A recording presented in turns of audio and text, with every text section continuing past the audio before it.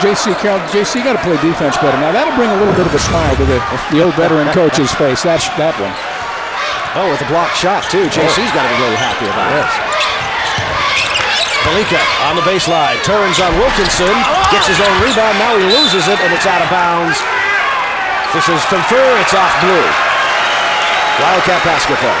I've got to believe that Stu Morrill, after what happened against Southern Utah, and now A.Valeika going again and almost controlling that ball. Here's Braden Bell. They'll try Braden and see if he can get a rebound away from A.Valeika, because Wilkinson, who had position on the inside, A.Valeika just went up over him and got it. And that's a cardinal sin in the Aggie program. Wildcats looking for an inside basket, and a little man can't get it off the window, but there's A.Valeika again. What a horse on the boards. Arturas A.Valeika with his second field goal, but rebounding, he has absolutely dominated. Man, that's going to be a topic of discussion in the Aggie locker room at halftime and the next time out and the one after that. It's amazing. And a travel call now. J.C. Carroll probably fortunate. It could have been an offensive foul, but walked before he hit the defender. Turnover again by the Aggies. Billings stood his ground. J.C. Carroll saw him on his peripheral vision, caused him to make the walk before he caused the contact. It was about the second minute of this game. Weber State back to back had 3 quick field goals. Look at the turnover numbers.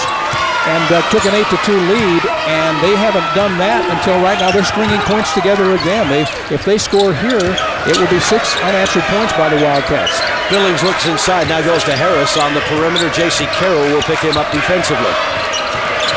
Ball almost stolen by Stevens, who hits that Wildcat bench, takes out a couple of assistant coaches, and gets a pat on the back for the effort.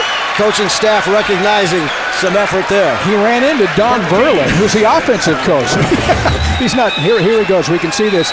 Stevens running right into Verlin. Yep. And they both go down together. Verlin actually cushioned Stevens' fall. His own bench and his coaching staff said, nice job.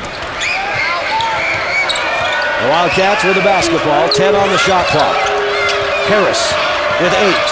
Davis puts the ball on the floor, gets to the baseline, and walked. I thought he walked before he put it on the floor, but he got the second one, was called by John Weeks, our head official here.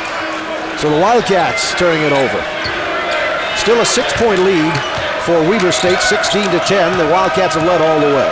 Aggies went about 4 minutes to start the game without a field goal, and another one of those extended funks here. They've got to get something going. Probably they'll try to get it close to the basket. Stevens to Carroll on a little curl off a screen. That's his shot. Just couldn't make it go down, and now a foul committed on the rebound. Looks like Wesley is going to be tagged with it. Number 42, Ty Wesley, picking up his second personal foul. It's the 16th foul on Utah State. And bringing the ball up for the Wildcats, Kellen McCoy at 5'6", program height, smallest man on the floor. Harris to McCoy.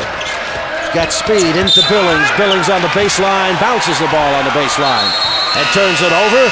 And timeout taken with 11:48 remaining here in the first half. The Wildcats, who led from the outset, hold a 6-point advantage over Utah State. It's 16-10 when we return to Ogden.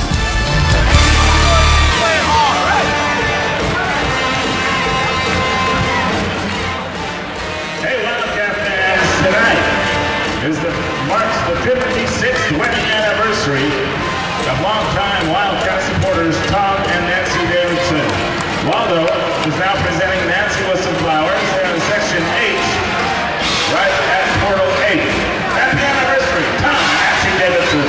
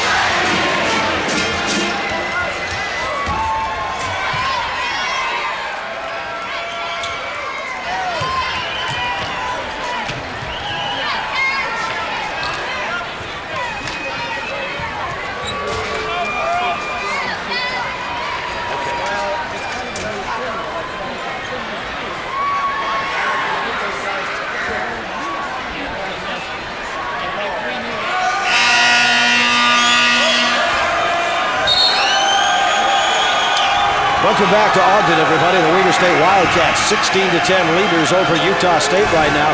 And the Wildcats doing it in the most, unforecastable fashion. And they're doing it inside. 8-2 in the paint is their edge. And on the glass, 11-3, Craig Hislop, including 6-1 on the offensive glass. And that man, number 11, there's the reason, because he's got 7 rebounds by himself, 4 of them offensive. Yeah, now he's a veteran for this team. I mean, he started basically all 32 games in the post last year and averaged about 6.5 rebounds a game. So you can see the 7 rebounds, he's already hit his average. And the Aggies are getting one shot that is playing right into what Randy Ray would want defensively for his team. And a whistle and a walk. Ty Wesley called with a walk. So problems for Utah State. They're just not executing the way that a Stu Morrill team usually does. I know it's early in the season, Craig, and you had a chance to see them a couple of times, but you seemed to indicate last night they had a similar problem against Southern Utah. They had 23 turnovers between the two teams at halftime. They both ended with 19. That's way too many. Same thing's happening here. Stevens with the steal. Stevens to the glass. And defensively, he is denied by Davis. Davian Davis, and then Davis, a little bit too much adrenaline going there. Walked with the basketball on the offensive end. As Coach Randy Ray says, it's all right, just settle it down. But here's the great steal by Stevens, and then watch what Davis does. Just trying to get a body between the player and the basket, and with that extra length is able to deny the breakaway. Boy, he can jump. Yeah, he can get up. He is real long. Wesley can't convert inside. Again, one shot only. And McCoy will press it, and he's fouled. A reach-in foul. Stevens going to be called with the reach. Both teams playing end-to-end basketball. I'm not sure at this point that's what Stu Morrill would like, because his team has been ineffective doing that as Clark checks back in and Stevens comes out. Normally, a storyline with this game would be how basically these two coaches run the same kinds of sets. I think Randy Ray probably gives his guys a little more freedom because of the personnel. But that's not the game here we're seeing. It's more like transition basketball. That's what Weber State wants to do against them with Utah State's bigger guys. Yeah, you get into a half-court set with that size disadvantage that Weber State has, and conventional wisdom says you're not going to win. Ball goes to the basket. Shot falls, and a foul underneath. Trevor Morris is the man who commits the foul for Weber State. It's his first. He's just checked into the game. This is Braden Bell, transfer from Ohio State to Utah State. This one bounces in for him. Braden played at Brighton High School and then went out to the Big Ten. Played about 7 games as a freshman and then decided to come back to Utah. And he converts the three-point play the old-fashioned way and draws his team within 3, and now full-court extended pressure by Utah State. Or about three-quarter court pressure, actually. It's not the hard press, just enough to try and disrupt the offensive flow and timing. And the Wildcats break it rather easily and now settle into their offense at 20 on the shot clock. And again, Randy Ray's team should be used to this and know how to run their offense against it, because that's what they play. From the corner, a three-point shot by Tyler Billings. It's a 6-point edge again for the Wildcats. Billings, a 52% three-point shooter last year, Steve. Unbelievable for a big guy. Bell uses the glass and it won't fall. There's J.C. Carroll clearing the glass. And a foul underneath. It's a blocking foul on Weber State. Foul is going to be called on Trevor Morris. That's number 2 on Trevor Morris. So J.C. Carroll on the offensive glass. Little lean in, creating some contact, and there's the foul. Randy Ray and the Wildcats said he established position. All he did was stand there, but it falls on deaf ears, as you see the senior from Evanston, Wyoming, J.C. Carroll. J.C. scored 21 and 26. They played Weber State up in Alaska in the tournament last year. Then a few days later, played him in Logan. He had 47 points in the 2 games and hit about 15 to 25 shots against Weber State. They didn't have an answer last year for him. And J.C. Carroll with the free throw. Say the switch is flipped. Join Alema Harrington every weeknight at 9:35 for Powerhouse.